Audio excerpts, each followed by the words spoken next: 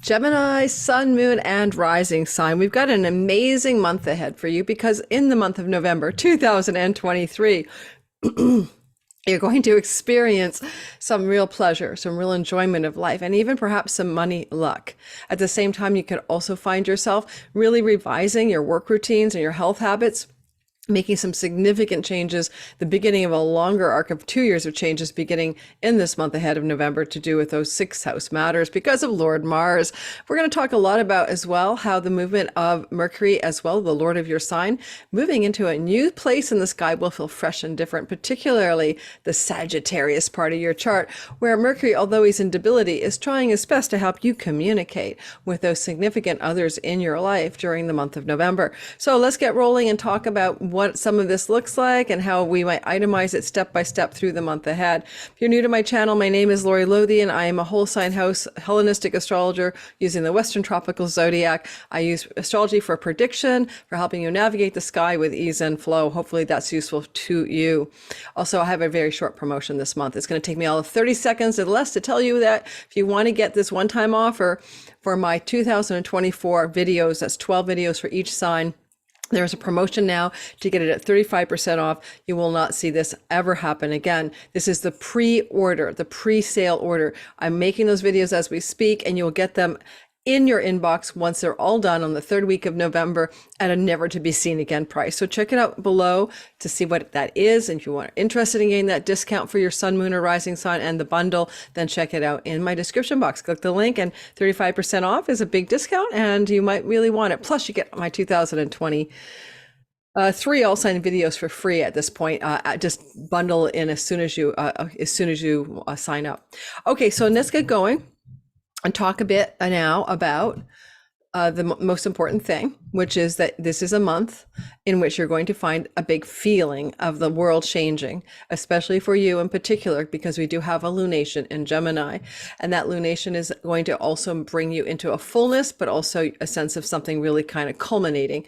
First of all, the freshness is because Mercury, Venus, and Mars move into new signs. So this is a different flavor, quite a different flavor than October with all those intensities and all of those eclipses. If you're looking at it from this perspective, the first thing I'd point out is that Venus and Mercury move into new signs on roughly the same 24-hour period, which means that starting on November 8th, when Venus moves into Libra, her home sign, your house of joy, fun, play, pleasure, sexuality, romance, could bring a new romance to you.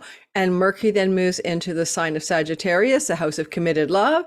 Those stories and he'll do that on November 9th. Those stories are going to be very active for the whole month of November after those moments, because Venus is in your romance house all the way through from November 8th to December 4th. Mercury is in your committed love and vows house from November 9th to December 1st. They're flowing and communicating in a positive way to each other, okay?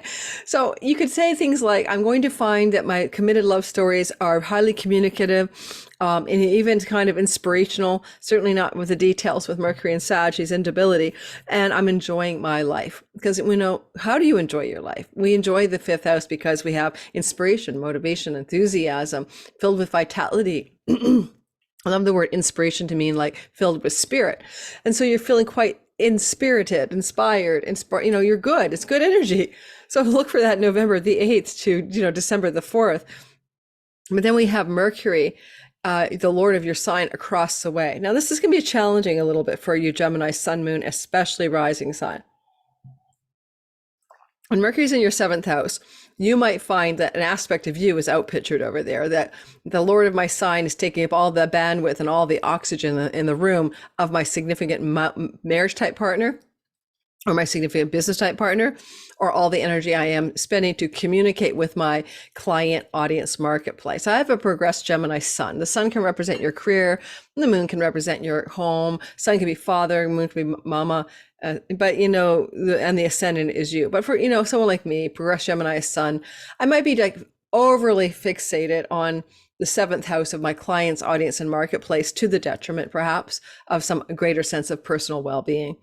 Now, I would say to you, though, with that Venus transit through your fifth house, it is a pregnancy transit, especially for the Gemini rising. So be a little bit more cautious around pregnancy, because getting pregnant is not a thing for you or your partner this time, be cautious. It's a very strong fertility transit. If you're Gemini, Sun, Moon, and Rising, and you're single, then yay, November the 8th to December 4th can bring a relationship into your life, and it can get rather committed rather quickly with that Mercury transit through the 7th, sextiling Venus. But be careful about how you communicate, or this other person communicates, because Mercury and Sag can lie or confabulate or, exaggerate. And so be careful. Like they might say, yes, I'm totally, I'm rich. And you're going, yay, I like rich guys or girls. Or, yeah, I'm single, but you find out they're still in the midst of a gnarly divorce. So just be careful if you're dating for miscommunication or outright untruths sometimes with Mercury in the 7th from someone significant in your life, like someone you're dating. Now, Mars is going to do a jig and a half. And this is a big story this month. He has been traveling or will have been traveling through Scorpio as the month begins. And he's going to go into the heart of the sun in the house of work and health protocol. So this is going to help you change your work, change your health, change the way you do those things over the next 2 years. This is November 17th, heart of the sun. I'm going to dive a little bit more into that shortly. I'm even going to do a webinar, but I'm going to do that in a minute. I just want you to know this is a place of rebirth and regeneration, of endings and beginnings, how you do the work you do, the house of pets, your health routines. Mars wants you to exercise, by the way, when he goes to your 6th house. Cut out what is not good for you as well. And the same time that rebirth is happening in your 6th house, it's also a work house, right? Like, what are the routines of your work? And sometimes with Mars in the 6th house, people quit not just jobs, but careers. He's in his joy and he loves to slice everything. So you may be getting ready to, over the 2 years that follow, leave behind a certain career path as a Gemini rising, right? More particularly, or a progressed sun. Now with Mars here as well, unfortunately, just knowing that he's here, all the way through to his change of sign on November 24th, when he moves into Sagittarius, that you may have a tendency for inflammation, rashes, or that there's a possibility of injuries and accidents to a pet or health problems with a pet. So keep that in mind. And then Mars will move into your 7th house, and he'll do that on November 24th through to January 4th. And he'll be in the house of your significant marriage type partner, clients, audience, and other. Now he snips, cuts, and severs. So good. Some of those extraneous extras, you don't need that many clients. You got too many, or you're going to snip and cut them away. As a progressed sun, I will be doing that. I will be hardly seeing people. Maybe I'll be on retainer or something. But the other element here is that it's possible that a significant relationship partner could seem to be very gnarly. They may be having a sword in their hand and being conflictual and argumentative, or even just going through a hard time themselves. So watch out for that if you're a Gemini, Sun, Moon, or Rising. Mostly the rising signs could have more like the marriage type partner, significant relationship person being contentious, argumentative, and conflictual during that window of time. Now, we're going to talk about the Saturn being direct, and just a general theme of Saturn goes direct on November 4th. I'll have a whole video on that. And that's going to feel like a breath of fresh air as well, because Saturn's been retrograding and stationing at 0 degrees of the sign of Pisces, and his direct motion will feel like a relief a bit about things that had gone inward but not outward, to accomplish stable structures in your career, stable and lasting value and structures in your work and career space. Now, if you're old enough to think about retiring, Saturn moving through the 10th anyway can create a retirement energy, right? So that's going to maybe be making those decisions one way or the other to leave that work, leave that job, or even retire as he turns around and goes into direct motion. Oh, that was really weird. My light just cut out. Hang on, let me put it back on.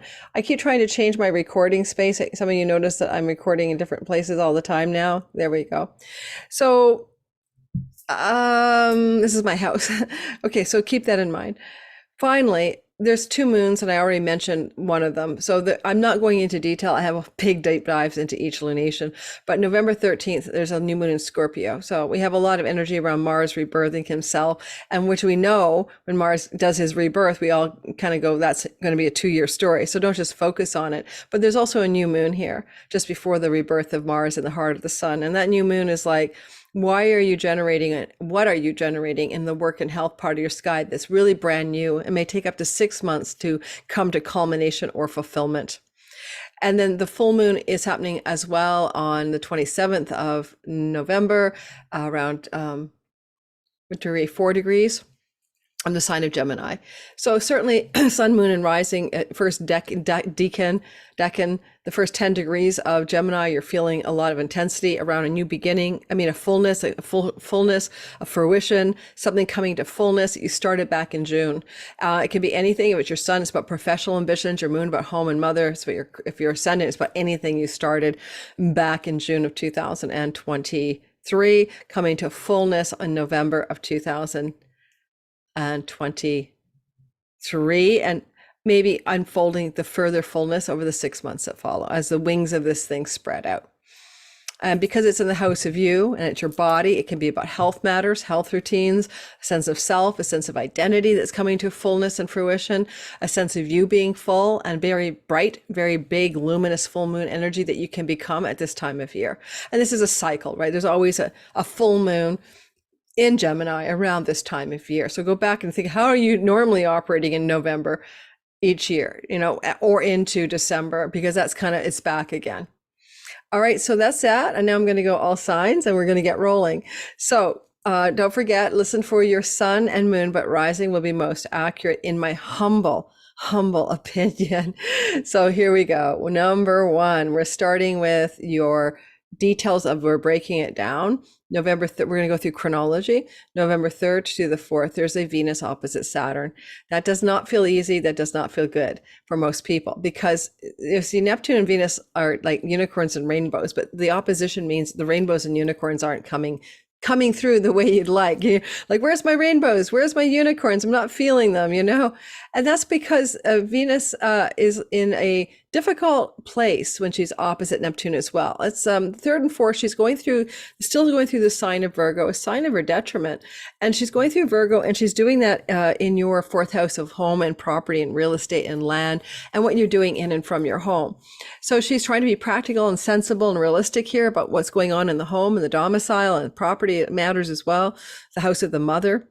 And she's trying to be sensible. And then opposite Neptune, on November 3rd and 4th, Neptune being around 25 degrees of Pisces, and she's at 25 degrees of the sign of Virgo, especially if you're a Gemini near, 25 degrees sun, moon, or rising, this is going to feel like a very bottleneck energy. There's something you want to get done in your career, something you want to create or imagine or dream into being in your career and reputation space.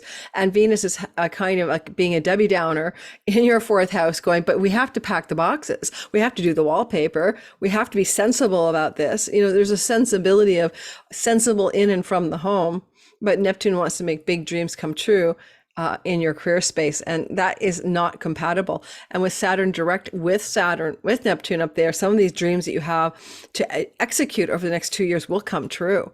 So this is a tension. It can be somebody in the home space that lives with you who's female, who's also objecting to your great visionary abilities and expansion of what you want to create in your career. Moving forward, on November 6th to the 8th, Venus will trine Pluto in Capricorn.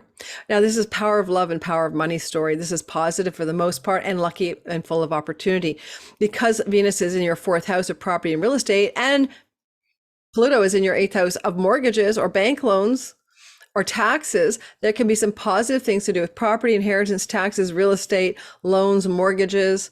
This has a very strong flavor of money stories, okay?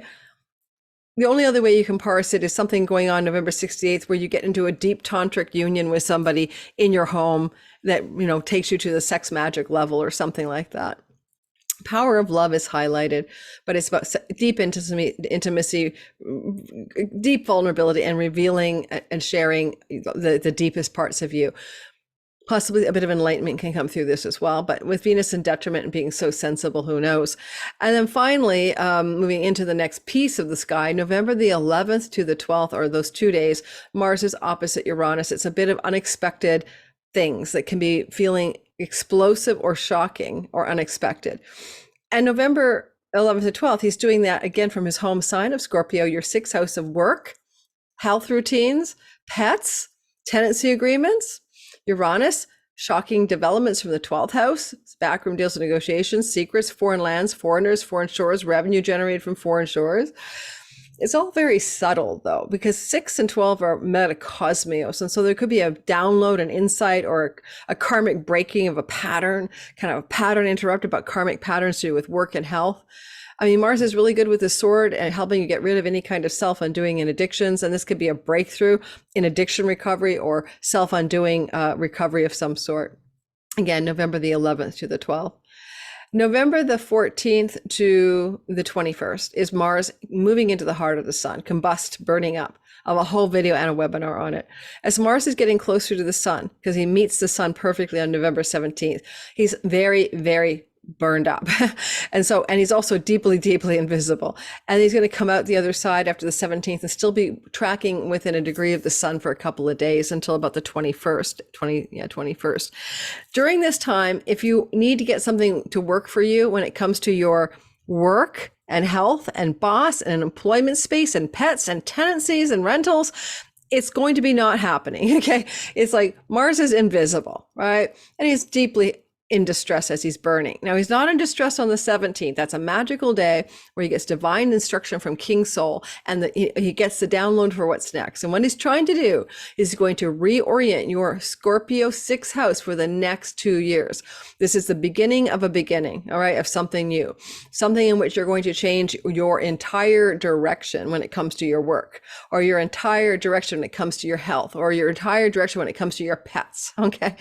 And that is true for 2 years. But the beginning of that is this month. So do not get medical tests. Do not go to ambitious like rehab facilities yet. Do not try to, change your work routines or your place of employment yet. If I was advising you, I would get Mars a little bit out of that mess, and he'll be visible again January the 11th or so. And then you can make actionable steps towards the momentum that he wants to execute for you, connected to 6th house things. Ultimately, come to my webinar. It's also about your money stories. He wants to change those in a positive way over the next 2 years.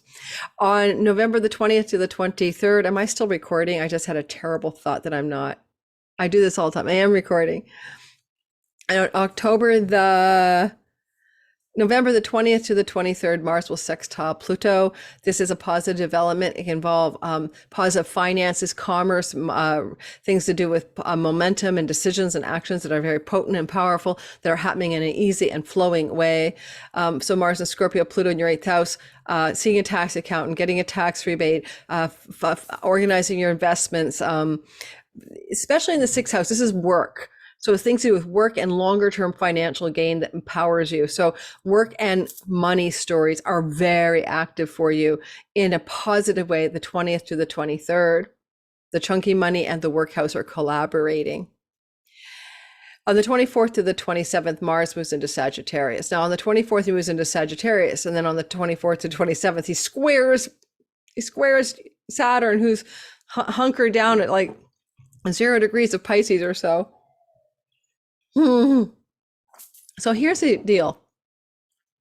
Mars wants to get something done, and he's full of his own dignity, and he knows how to get it done. And Saturn's objecting.